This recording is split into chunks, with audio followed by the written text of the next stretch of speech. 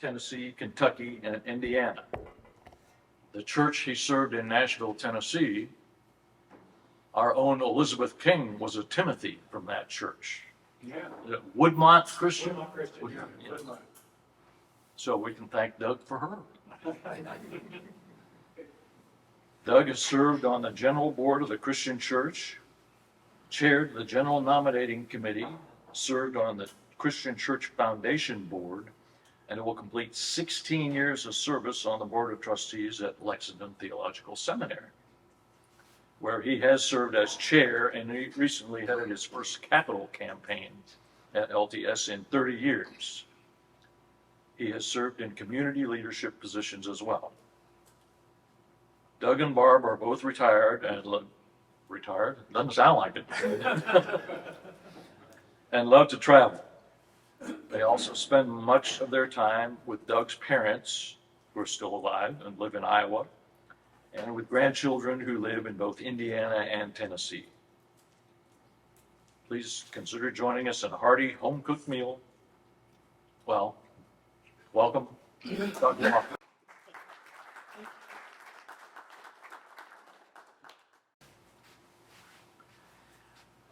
It is a joy and a privilege to have this opportunity to share with you. The timing is perfect.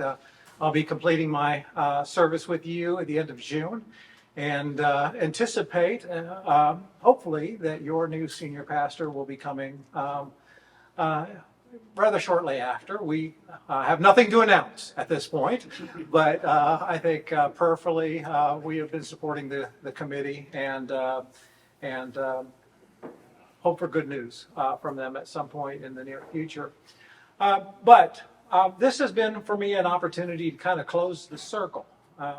As a student at LTS, you know, back in the 70s, when I started 78, we would always look at those churches around who we always thought, wouldn't it be nice to have a church like that to be a minister of? And of course, we were all looking at Central, thinking about, well, that would be the goal and the hope that someday we would be gifted enough and lucky enough to have an opportunity to serve a church that has that kind of impact and has had that kind of impact and continues to have impact on its community. Little did I know that after I'd retired the second time, I would be back here with you for several months. And I am absolutely grateful for the opportunity to share with you. It has been a great closing chapter to 40 years of ministry to wonderful churches and across several states. So thank you for that, and thank you for the opportunity. I stand here risking something with you today, or maybe I should say you're risking something with me. I preach from a manuscript on Sunday mornings. You probably notice, you see the top of my head a little more. I'm a manuscript preacher. I generally have my sermons done about 10 days in advance, and then I live with them for 3 or 4 days and make modifications so that by Monday or Tuesday I can give them to staff and to leadership so everybody can be prepared for worship. I've got 2 pages of notes. The reason I do manuscripts is because I ramble. So we'll see how it turns out this morning. I know I've got 20 minutes. I'm going to watch the clock. I also stand in awe of the people that you've had come speak to this group, and I'm honored to be in that line of individuals. Several of you are here that have had the opportunity to speak. Several who have impacted me in my journey. Certainly Wayne Bell, and as we celebrate Virginia's life today, the impact of the Bells on this community. Wayne was a seminary president when I was at LTS, and he and Virginia hosted me as a student, let me stay in their house. I got to know their son as I was making my journey around trying to figure out if and where I was going to go to seminary. And that locked in the deal for me. So Wayne has been a long life influence with me. And I know I think he was your first speaker. And the only one that didn't get taped. Is that right? Bill Pulsell. Bill and I have crossed paths many, many, many times, and grateful for Bill's presence in every meeting I've been a part of. We were together at Vanderbilt on the board there. Bill was down at Columbus, Indiana, which was very close to where I've been ministered in Indianapolis. Bill, of course, affiliation with LTS, and then his writings have also impacted generations of us. So honored to be able to speak where Bill has spoken. I was going to reference the fact that I'm sorry you didn't get to hear Don today, because Don has been another influence, and then to find out that Don passed away last night that's a remarkable loss for not only this church but all the communities that he has impacted. And he has an incredible legacy at LTS as well that will continue on in the decades to come. And Guy Waldron. I'm going to talk a little bit more about Guy, but Guy has also been here and has spoken, and I've had several visits with Guy since I've been here, and it's kind of been a closing of the circle for us. We've had a relationship since 1975, so we've known each other for a while. But there are others of you that I've watched as well online who have had significant impact here in this church and in the broader community, and certainly even beyond this community. So again, thank you for the opportunity. I'm sticking to the script in terms of the 3 questions that David developed for this, and so I'm going to just remind you of those questions as I kind of give you long and ranging answers to them. But the first question is, who is the man who has had the most influence in your life? How so? And this is where I go off script, because the person that has had the most influence on my life in ministry is my wife. We were high school sweethearts. We met in 1968 in 7th grade choir, and had our first date as 8th graders. I got grounded because I wasn't supposed to date, but it was worth it. Even though she said she wouldn't go out with me again, I persisted. And Barb and I loved the little town we were from. Keokuk, Iowa is just a spot on a map for you, but for us it was where our families were. And it's where we had lots of great memories. And so she thought she was falling in love with somebody who was committed to going back to Keokuk, Iowa, either into the family insurance business or to be a lawyer. And that didn't change until my senior year of college. And when I came home from a rustic camp experience where I was a counselor with my home church pastor and said to her, I think I need to look at ministry, she didn't just run screaming into the night. She actually said, well, I kind of thought maybe that was going to happen. And she stuck with me. Now, for those of you that have been in ministry, just because you've been called doesn't mean the rest of your family's been called, but they go. And you pray that they will find their own niches, their own ministries to do, and I was grateful that Barb did. But she has been with me at every painful moment and every celebration, and has, and our children, to the extent that they were still at home, did that. And I'm absolutely grateful to her for her honesty, for her support, for her love, and for her willingness to take this journey. I don't know if you've ever looked at the divorce rate amongst ministers, but it's higher than the general public. And it's because you live in a fishbowl. And people feel that they have every right to say whatever they want to say about your family. And that can be an interesting journey, especially for a protective mother of her kids when that happens. So she has had the most influence, and obviously not a man. But then I move on, and the one that's probably most obvious to me, easiest to me, but one of a couple more that I'm going to mention, is my father. I'm the first minister in our family. I could trace my generations back a lot, and I think I get back into the 1600s before I find another clergy person in our family line. But I would have been the fourth generation to go into the family business, which was Ed.S. Lofton and Sons Insurance. It was an independent agency. My great-grandfather established it. My grandfather was in it. My dad was in it, and there was a place for me. And it was a good business, and it would have been a good way to make a living, and it would have been a secure way to stay in Keokuk. There were streets in our town named after our family because my great-great-uncle and my great-great-grandfather had both been mayors of the city. So we'd been there for a long time. And so being a Lofton in Keokuk is not the worst life. However, you live in shadows.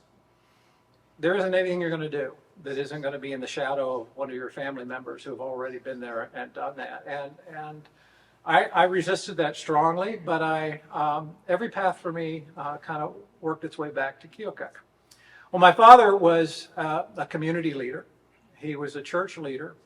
He was a moderator of the board in the Upper Midwest region. He was on the general board. He's on the administrative committee.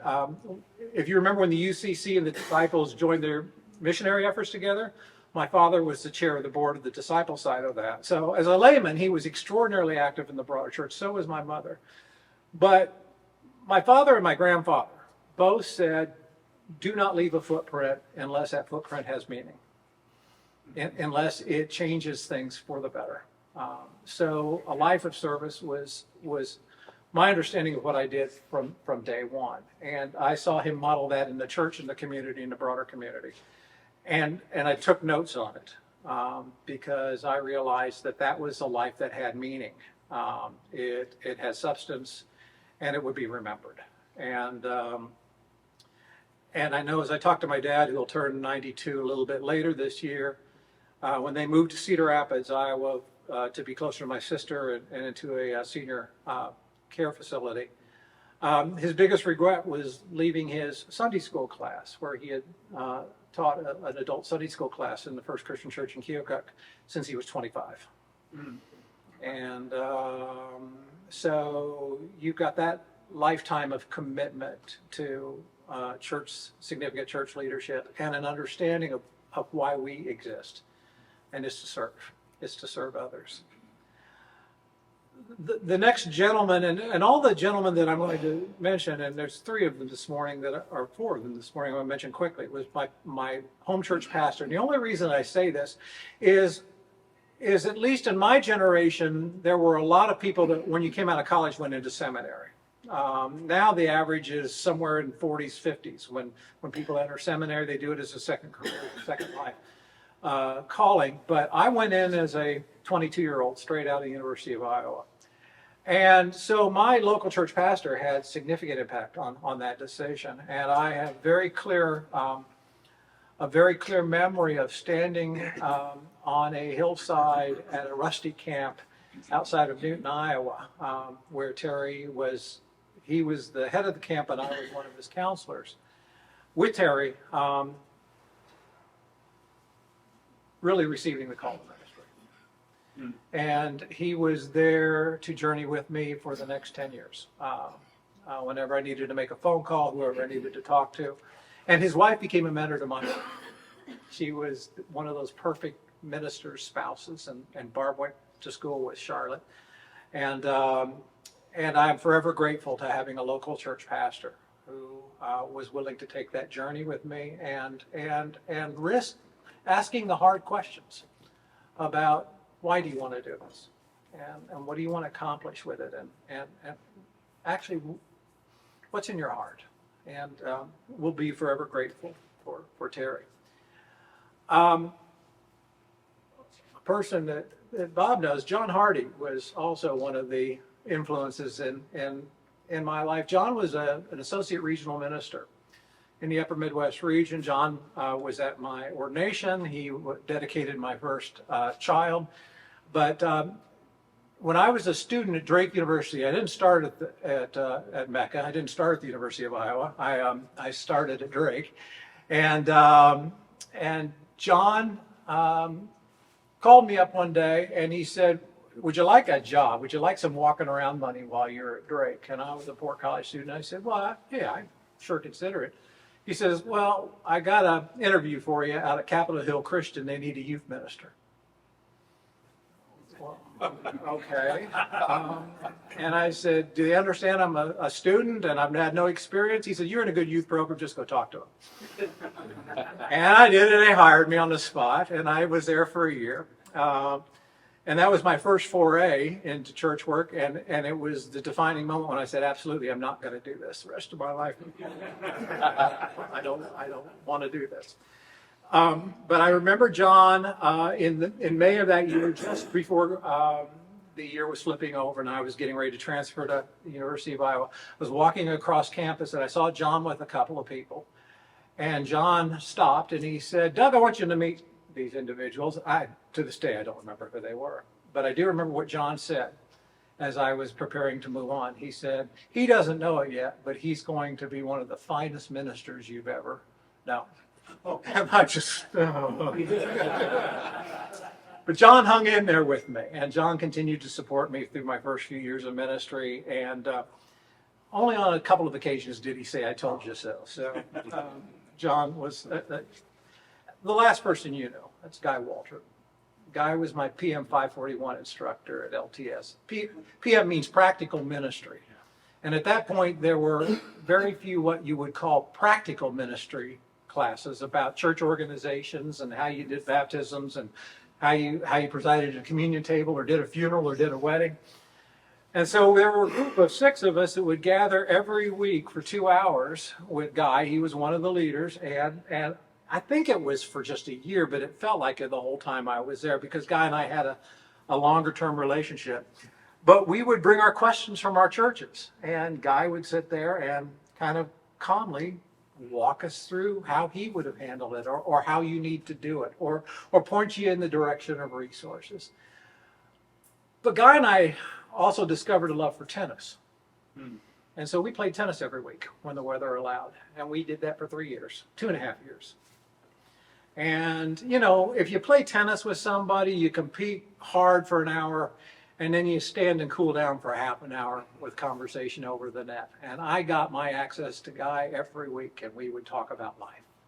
And we continued that. Guy was one of the phone calls I made for 4 decades of ministry. If I had an issue, concern, ethical problem, I'd pick up the phone and I'd call Guy. And I say, Guy, put on your instructor hat. I got another question for you. Guy had a friend in southern Indiana. His name was Jack Sullivan. He was a pastor there. And Jack and Guy and my dad and I would find a business session every General Assembly that we didn't need to attend, and we'd go play doubles tennis, and we did that for over 2 decades. And Guy has been that mentor and advisor, and I can now say, and an honor to do so, and friend. And continues, even in our conversations since I've been here, to be a sounding board for me. There's a couple of things that I had questions about, and I went to Guy when I got here the first couple of weeks. I said, Guy, I'm seeing this. What do you think? And Guy, as he always did, give me a very straight, very, very upfront answer that brought clarity to my thought process. So Guy has just been an amazing friend. And like many of you, it grieves my heart to see him struggling with the health issues he has. But he's still sharp as he's ever been. Next question, and I'm watching the clock. Tell me about a particularly difficult period in your life and how's your faith sustained you? You know, I have been blessed in a lot of ways. I've had a supportive family. I've had lifetime friendships that have been good. I've had solid mentors that have made the trip with me. But as you can imagine, as a pastor, the trouble points, the darkest points, were in service of the church. And at points where I had a clear vision for what I thought the ministry needed to be and to do, and the congregation had a differing viewpoint.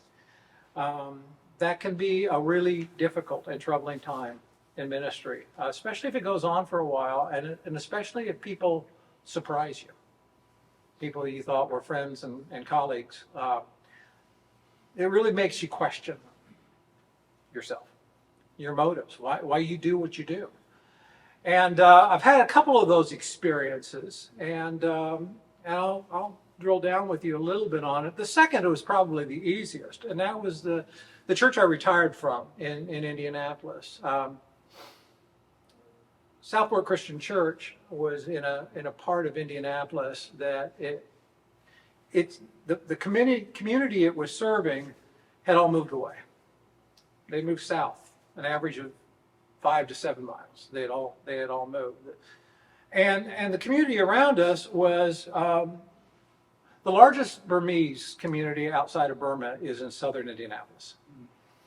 We had and if you don't know the Burmese situation, they've got several tribal units, and the Chin community was establishing a Christian church in our church. We also had an Ethiopian church that was meeting in our church as well. And so we were serving the community, but we were doing it in terms of allowing space for separate communities to develop there. And the Chin community grew by leaps and bounds. And over 5 years, I helped the church determine that our ministry area was no longer the immediate community, but was further south, and that we needed to get out of the way of the emerging communities and make the space available. So we sold our church to the Chin community, which is now worshiping 900 people on Sunday morning in that building that's not meant for that many people, but they make it work. And we sold our building and we moved to northern Johnson County, which is the next county down. It's basically, if you leave Marion County and go into Johnson County, that's Indianapolis stops at Marion County and Greenwood starts at Johnson County. So we moved down to Johnson County. And in that move, we also became an open and affirming congregation. That was a journey. I worked with that congregation and took them through. So we changed our name to reflect who we were becoming, and no longer were we Southport, which was a geographical area. We became Tapestry, talking about the different chords that make the fullness of Christ's body. And we were meeting in a school there, met in a school there for a couple of years. But we're seeking either a shared ministry with another church or a piece of property where we could build. And we had money from the sale of our property that would have been a nice nest egg to start that journey. So in my last 18 months, we found a piece of property. Went through all the rigmarole to get the neighborhood approvals because it wasn't zoned for church.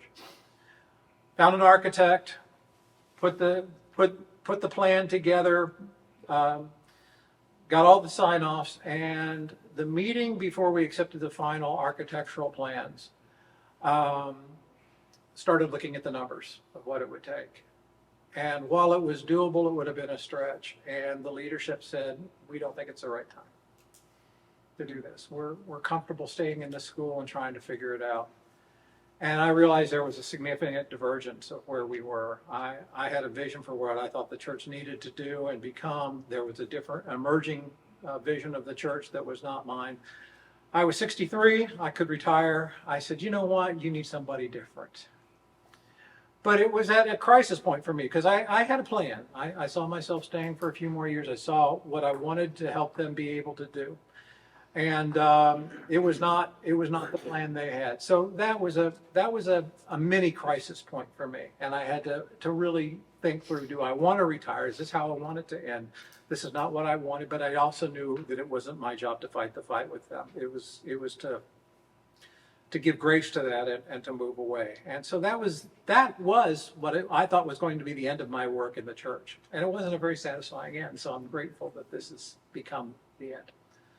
The bigger piece was at Woodmont. Woodmont is it is a church full of leadership. I had, when the Forbes or the Fortune 500, whoever it is that comes out with the list of the wealthiest people in the United States, I had 2 people on that list in that church. We had a lot of money. And money in Nashville means voice and power. And so I had a lot of people who were used to making a lot of decisions on how things, and in the music industry and the healthcare industry, most of the major corporations, that leadership had coalesced and was at Woodmont. And so when I came, they'd fired their last 6 pastors within a 3-month period. All 6 ministers were gone. I still don't know the full story, but all 6 ministers had been fired. Most of the support staff, I did have 2 people in the office. I had a youth minister, and I had an organist, a choir director, and 2 paid section leaders in the choir. That was what was left. Their worshiping population had dropped to about 200, and they had a budget of about $500,000, which was nothing. But they were in crisis, and I came in. And the first 5 years were dream. First 5 years, we were worshiping 600 people. We had enough money that we were actually giving 30% away of our budget to outreach concerns in the community. And it was becoming, and some of the new leadership coming into the church was progressive. And so I thought it was a good time to really drill down and talk about the open table and what it means, and what it would mean for this church to be an open table, which meant diversity. Now, that church is not diverse. For them, diverse was economic diversity. You're in charge of the company, you work for the company. That was the extent of diversity. We started having more ethnic diversity in the community. We had some gay couples come into the church. We had a couple of Jewish people that would worship with us on a regular basis because they were married to members of our church, and a couple of Muslims that would worship with us because they were married to people in our church. And we were creating a community that I thought was really exciting. For 10 years in the elders, we talked about open and affirming and becoming a more inclusive community. And for 10 years, I got pushback. 10 years, this was journey. 10 years, I bloodied my head against a wall in an elders meeting. In 10 years, I felt like we made a little progress, but not enough. 2 things happened in my final 6 months with the church. A young man who had come in by himself, he was a part of a couple. His partner at that time, the marriage wasn't legal. His partner at that time was a member of another church. Jeff was, as far as congregation, knew a single man. I knew he was gay. But he had been head of deacons. He had run several of our committees. He had run our nominating committee. He had been involved in the Sunday school class leadership. But he went through a leadership group. They went on retreat. And on retreat, he came out to his leadership group in confidence. And within 2 weeks, everybody in the church knew he was gay, and he was never invited into leadership again. And after 6 months, he left. And I blessed his leaving. I said, you have to go somewhere else. This is a toxic place for you. A place that loved you is now rejecting you. The second piece. We went through a nominating process every year, and every year in the nominating committee, I would stand with them, and as they would bring their slate, I would let them know, okay, you may not be aware of it, but this individual, I'm not breaching your confidence, has this and this going on. You may want to be aware of that.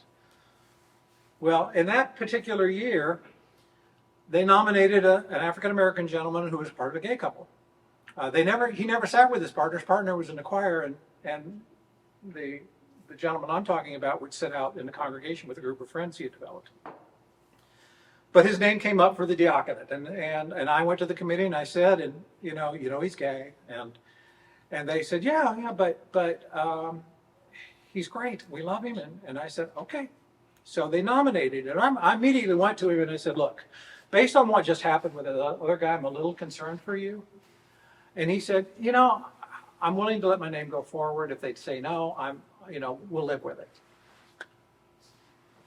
So we had three congregational meetings. After each of our worship services, we had a congregational meeting, and no question was raised. And we'd put out pictures of everybody. We'd put out bios of everybody.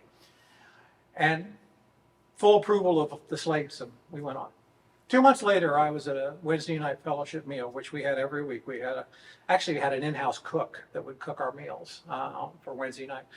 150 people at it, and I'm just getting up to fill up my glass of water, And one of the gentlemen from the Wednesday morning Bible study, this is the Bible study that had 2 council people in it and would discuss the work of the church, and they were probably my most conservative force in the life of the church.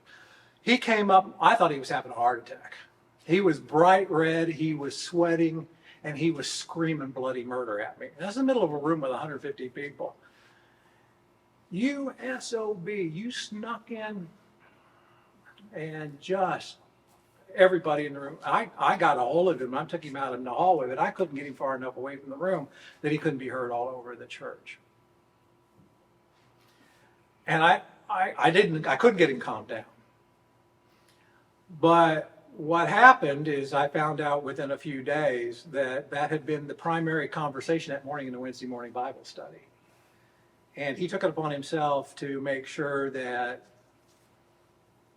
they knew who was responsible. And I said, this was a clean process. It went through the nominating. The names were out in front of the congregation that we could advance the vote.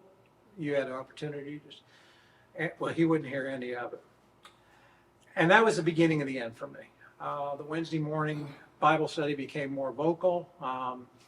They wanted to shut the door on open and affirming. They really were not comfortable with diversity in the church the way it was starting to be lived out. And I'd always given, I don't know if other ministers do this, but in the churches I've served, I've always given a group of lay leaders that I trust at the beginning the authority to come to me at any point in time and say, Doug, we think you're becoming an issue. You probably need to start thinking about moving on. I've done that with my churches. I felt like if you stay for a while, you need that kind of perspective. And bless one of those guys that I trusted. He came up to me. He said, "This is going to get ugly, and if you have some options, it might be in your best interest to make a transition." He says, "If you want to stay and fight, we'll back you. But according to ministerial ethics that I understand, you always try to leave a place better than you found it." And to fight that kind of a fight, even though at many points I felt it would have been a worthy fight, it was also a fight that would have done significant damage to a congregation that I loved. And so within 6 months, I was gone and moved to Indianapolis. And believe me, there's a lot of soul searching when that happens. There's a lot of questions when that happens. And there's a lot of, should you be doing something else? Do you still have time in your life to make a switch to something else? Maybe nonprofit work, maybe somewhere where a half dozen people who get a bee in their bonnet are willing to do damage in the church or to make you part of something that would damage the church. And that took a good year for me to kind of feel like I was back on my feet again. And I landed in a good place in Indianapolis that allowed me to heal with some people I already knew. A lot of general unit people were part of that church, and I had worked with them. And always grateful that I landed where I did and was able to heal with them. And to have a 13-year ministry, 15-year ministry with that church before I retired. The final question, and I'll do it quickly because I've run over my time. As you look back over your life, what is the one thing for which you're profoundly grateful to God? I referenced it at the beginning, but I can't tell you how important it's been for me to have a family that was willing to take this journey with me. To have somebody that had been there through every twist and turn, every success, every dark moment, and to have had that experience in real time. And be able in love and in honesty to process it with me and to help me to find balance and support. I do not know how you could do ministry without that kind of circle around you. I really don't. And I will be forever, ever grateful. And grateful for this journey, 40 years. I can't imagine my life being anything other than what it's been for the last 40 years. And if I categorize my journey as a Sunday, my service with you has been the cherry on top of that journey, and I'm truly grateful. it's time to let you guys go. Thank you so much for letting me ramble today and for this opportunity to speak with this group. But more than that, to be a part of this incredible community for the last 9 months. This is a special place. You know it. I know it.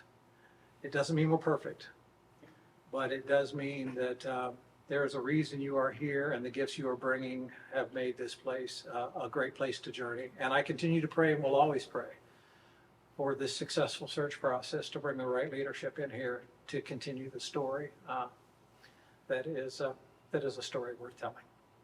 Thank you all.